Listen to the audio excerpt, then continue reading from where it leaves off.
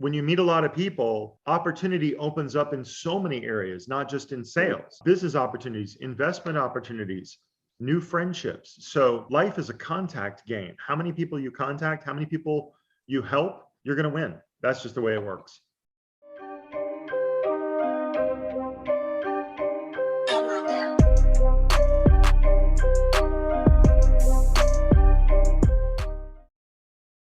Welcome everyone to another episode of Podium Stories. Today we have a very special guest. His name is Ken Robbins. He's the founder and CEO of Response Mind Interactive. Ken, thank you so much for taking the time and being here. I wanted to, the question we always start with is if you can give us some context on what Response Mind Interactive does. Can you give us the elevator speech so our listeners know more about the company? Then we'll go backwards and talk about the story. But let's talk about, can you give us the elevator speech of Response Mind Interactive? Sure. We're an American-based direct marketing agency. We do digital marketing. There are lots of agencies that do this, but we have a particular specialty in applying math to marketing in a very, very scientific, high-order mathematical way to help our clients yield a lot more sales, new customers, and ROI out of their marketing spend. And I really want to dive into that angle that you guys have. Where that's one of the reasons why I approached you to jump on the podcast, about the way you guys leverage data, math, and that scientific approach. But let's take it back to your early days. If I'm not mistaken, you started in real estate. Can you tell me more about that experience and what are some of the lessons you took from that and that you guys maybe still apply today? Sure, absolutely. Thank you for asking. I mean, you've obviously done your research, Marty. So yeah, I started in real estate when I was 19 years old. I actually got fired from a bartending job. And I got my real estate license. And the first 6 months, I failed miserably. I sold 2 houses in 6 months, and they were small houses. And I made very little money. My credit cards were starting to build up, a lot of debt on them. And so I read a book. I went to the library. I looked for a book on sales, and I found a book called How to Master the Art of Selling. And there's a lot of things in this book, but one thing it said is prospect more. Just start cold calling, prospecting more. So I started knocking on doors and I started to make some sales. And then within a few years, I was knocking on 150 doors a day, 3 days a week. And I became the youngest board certified multi-million-dollar producer in the region in history. So by the time I was 24 years old, I was selling $5-6 million worth of real estate. And it all came from prospecting. So really, the lesson that I took away from that is the person who contacts the most people wins. That's interesting. How did you deal with that rejection, right? Because if you're knocking on 150 doors every day, you're probably getting rejected maybe 149 times. How do you deal with getting told, say no over and over again? I kept very good statistics, and I got 34% of the people home on average. I mean, that was just like clockwork. Daytime or nighttime, mid 30% of people home. So that means every day I'm speaking to 40 or 50 people. So most people were pretty nice. By the time I got into this, I started having a lot of business in the area. Everyone knew my name. So it wasn't that I was a celebrity. It's that they were comfortable with me. Oh, you're Ken. Yeah, I've seen your signs, etc.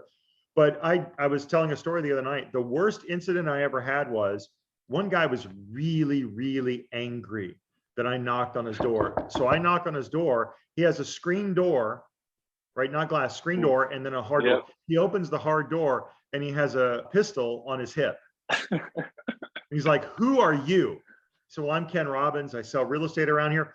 What are you doing? He was very, very physically angry that I had disturbed his day. You could get shot. This is dangerous. You shouldn't be knocking on people's doors. And he actually yelled at me and walked me off the property with the gun on his hip. And I was pretty shaken. I quit knocking doors for the day. I went and got some coffee and just took a break. And you know, that was probably the worst. Most people were nice. Yeah, I gotta commend you for even trying to pitch somebody with a gun. If I'm knocking on someone's door and somebody with a gun comes out, I'm walking right away.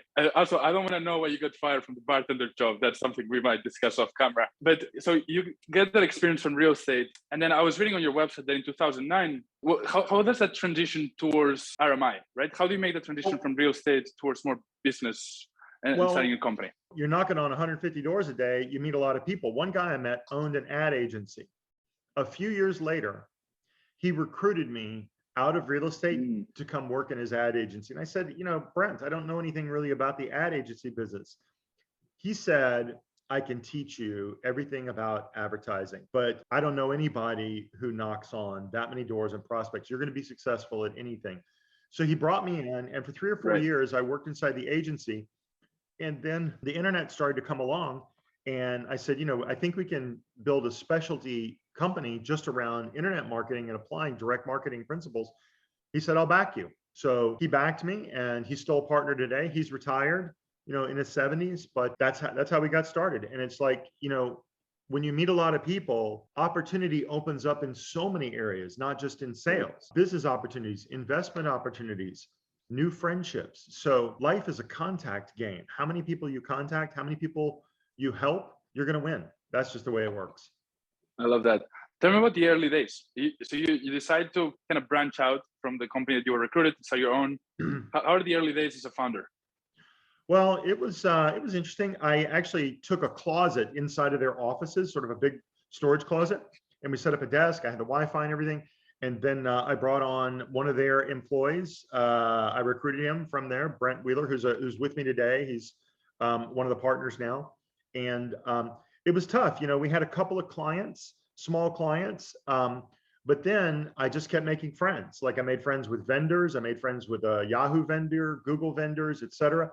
And when you make friends with the vendors, like these are the early days of the internet. There weren't a lot of agencies doing keywords, digital marketing, et cetera. They would refer business to me, and they referred a very large company to me. They referred Home Depot. One of them referred Home Depot to me. Once I got that, we went from 2 people to 4 people to 14 to 34 people. We landed another retailer, then another retailer, and things just started to click. So from 2001 to 2005, we went from 0 to basically 30 employees, and we had an operating business. I love that.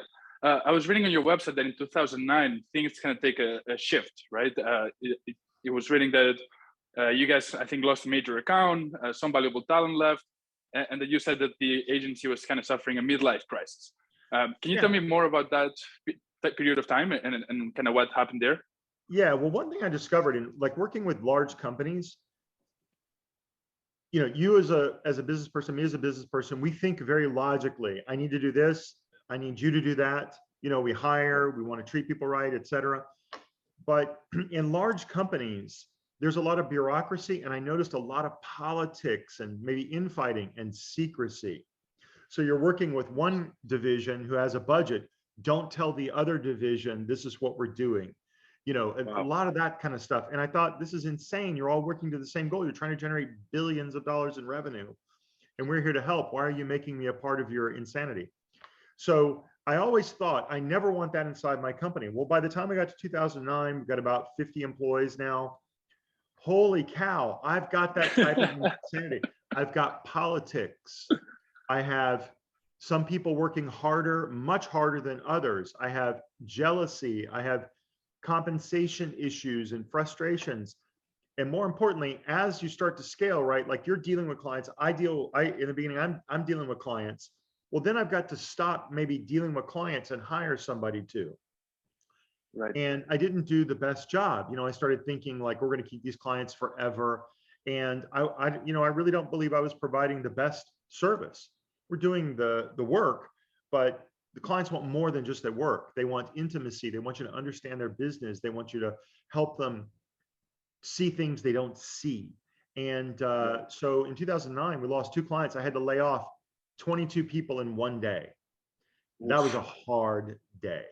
22 people in one day. And so then I just sat back and thought, my God, I'm at fault. I haven't seen something. I've outgrown my ability to run the company effectively. And so what happened was I started seeking out advisors, people who had run much larger companies than me. And I came across a group of CEOs, like a peer group, joined it, and it transformed me. I mean, they showed me the path to be much more of a servant leader, and there's still a lot of stuff I get wrong, but how to be more genuine and more open about what my intentions are, et cetera. Right. And that was a breakthrough. Like, we replaced all of that business within 14 months. All that Wow. business. 14 months later, I was back to 50 employees. Wow, that's incredible. I can imagine that must have been a tough mentally for you, especially when you realize you kind of become the company that you didn't want to become, and you have to lay off all these people and the clients leave. Obviously, as founders, our business is like our baby, right? Like we've raised it, and seeing it kind of go off the rails sometimes can be really hurtful. How did you deal with that mentally and emotionally? Is there something that you would tell other people when you're going through these tough times? This is how you deal with things. Well, I tend to, we all have different ways of coping with stress. I tend to go very internal. I was blessed with a long commute. So I lived an hour away from the office. So I had, in the mornings, an hour or two before I had to speak to anybody. I have a lot of thinking time. And I have, honestly, I've been married for 30 years. I have an incredibly supportive wife. She, at first, was shocked when I wanted to leave a very successful real estate career, but she's like, I'm behind you, whatever you want to do. So even in my difficult days, when on a Saturday, I'm working for 12 or 13 hours, and because we're understaffed, we've laid off people. She's like, all right, what do you need? You need me to cook dinner today? I got it taken care of. You need me to keep the kids away? So it helps immensely to either have, a spouse or extended family or friends. All you need is one or two people to be extra supportive. It gets you through. I love that. That's very good advice. I was reading that RMI has become one of selected a top place to work multiple times. And coming from that, I was wondering, how does working at RMI today, how is that different from working during those days in 2009, where you started to see that things were not as clear as they should be? What's the difference between now and that time? There's two differences. Number one, we're better at living our ideals. So we have 7 ideals that we live by. Number one is our word is our bond. The 7th one is we are grateful. So my executive team is very good at expressing gratitude to employees. Every Monday morning in our Monday morning stand-up, they will call out employees. This person worked extra last week. This person got me what I needed. I've got a team of 3 people here who are working on this client, and man, they just killed it. They beat the ROI the client was looking for. So there's a lot of expression of gratitude, I would say. But when you do that, you're also thinking more about the work and the effort somebody is putting in, which it's not just saying thank you. It's now you're really thinking, is their workload too heavy? Do I need to give them a telephone call? And now, Marty, we've gone remote. So we're not all in the office together. And we've had to be very intentional about that. I go through and I make 50 telephone calls per quarter to employees that are not on the executive team. I just pick up the phone and call them, a coordinator here, a call center agent there, this person, this manager. And, sometimes it's a little bit of a shock. They've gotten used to it now, but I literally have a goal sheet for my assistant. I need to make 50 calls to employees per quarter. And my executive team takes people to lunch all the time. So there's a lot of sort of, let's stay personal. Our job is to support the employees in achievement. If we do that, they're going to achieve for the clients. And I think that is a big difference. In the first 6 or 7 years, it was about let's grow, let's make money, let's land another client. Now, I don't meet with clients hardly ever. And it's more about how can I support this employee? I have a new client that we're onboarding on Monday, the week of Christmas. My first question is, who's got capacity? If you don't have capacity, I don't want to be assigned because I don't want people to be overworking. Let me find the resources internally to onboard this client. That's the difference. I do have people who work too much and they're overworked, but we're more conscious of it. And I think that's different. We're kinder. We're just kinder. That's very interesting. I love, because we often hear to be a great founder and a great CEO, you have to be tough-minded and hard on your people, and it seems like kindness is also another alternative, right? Kindness can drive growth and can drive a successful business. I love to hear that. One of the questions I wanted to ask you, just for context, my agency is about 7 people full-time, more or less. So we're not obviously as big as you guys, but you've gone from being the founder to really becoming the CEO of this huge team. How have you adapted to changing the roles? Because I'm guessing your role today is very different from your role 10 years ago or 5 years ago, or probably even 3 years ago. So how can you as a founder and CEO adapt to different job descriptions over time and make sure that you're really giving the company what it needs from you versus becoming stagnant? Founders, that's a great question, first of all, and thank you for asking it. Founders stall their company at a certain plateau because they won't let go. And they don't let go frequently because they haven't hired that one next great hire. So you can hire 5 people and they're all maybe good, but you need one of them to do the one thing you need to stop doing. So like in the beginning, I said, I turned some clients over to people that I hired, and I didn't do a good job either of setting them up for success, like by good training, or matching them to the client. Once Brent Wheeler, this employee that I got from the other agency, came into the company, and I turned a couple of clients over to him. He's a fantastic client guy. I didn't have to worry about them. Right. If I had turned over my large clients to him, we'd probably still have him today. He's fantastic. So that released me from being worried about those clients. I know they're going to get taken care of. Their projects are going to get done, and they're going to feel like that person cares. So you've got to hire that one good hire to take care of the clients. And I think it's letting go and letting them be clear about this is what's expected, and then supporting them, but letting go. That's the key. So what's the one thing? Like, you've got operations, you've got media, you've got maybe content production, and you've got sales.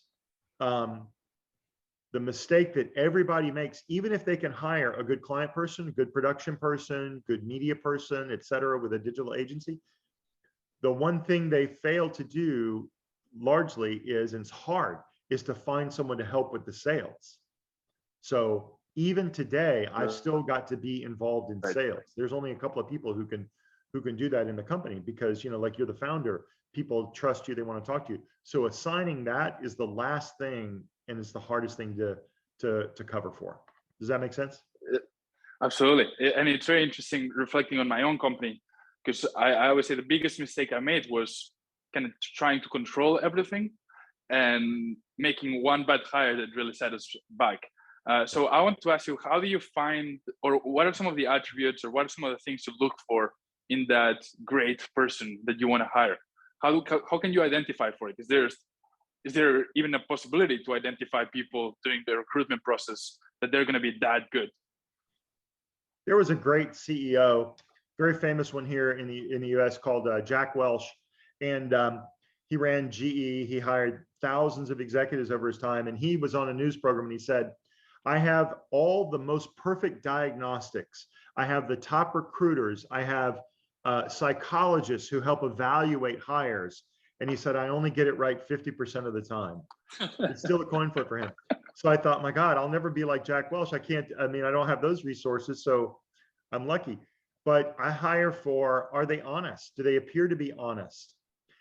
Do they have examples of having achieved what I'm trying to hire them to do? Those are really the two things. I have a very senior executive, a VP of operations, David, who's very critical. He looks for one main thing, which is, does the person take initiative? Now, I never really weighted that, but we have a way to score that with diagnostics and tests you can give. And if somebody has high initiative, what he knows is he's going to be able to give less instruction and they'll get more done. But if they don't take initiative, he's got to give a lot more instruction and then sort of baby them along. And he doesn't like that. So like, it's sort of like, how do you find success? It's not just in finding great people, but it's in finding people who match your style. I love that. I'm very hands off. Like, I just want to hire somebody who's good and kind and say, can you make this great? Can you make analytics great? Okay, I'm going to go over here and work on this. And if, like, if I made a good hire, I know 3 or 4 months, 6 months later, because analytics is great. I love that.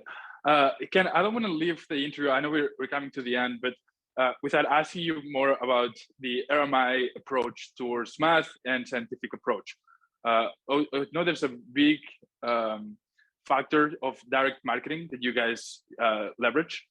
So can you tell me a bit more about how does that philosophy of marketing of atrmi play in with clients, and how are clients benefiting from being so math, scientific, data focused? Yeah, well, the first thing is we're very clear about what we do and what we don't do. So we don't touch the branding world. Nobody hires us for PR. They don't come to us for a new color palette. They come with a math problem. That math problem always manifests this way. I'm not getting enough sales. My sales growth is slowing. And my cost per new customer or my cost per sale is increasing. So that's perfect. That's the math problem I need. So the first thing is, I mean, like advanced math, you know, regression analysis, demand curves, multi-channel attribution, all that is available, but usually every client isn't even tracking well. Like they're not even tracking.